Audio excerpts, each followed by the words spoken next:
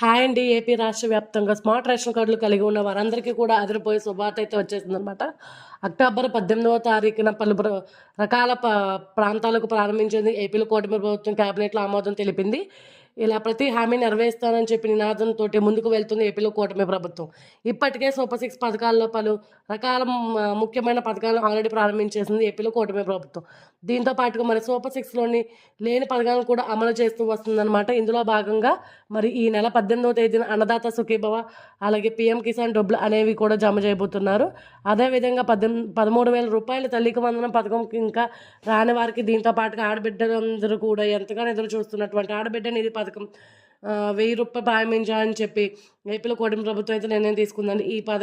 ఈ పథకాల ద్వారా అర్హులైన వారందరికీ కూడా అక్టోబర్ 18వ తారీఖున డబ్బులు అయితే జమ చేయబోతున్నారు. ఇలాంటి మంచి మంచి అప్డేట్స్ కోసం ఛానల్ తప్పకుండా ఫాలో అవ్వండి. అలాగే నా ఛానల్ సబ్స్క్రైబ్ చేయండి, లైక్ చేయండి, షేర్ చేయండి. Thank you.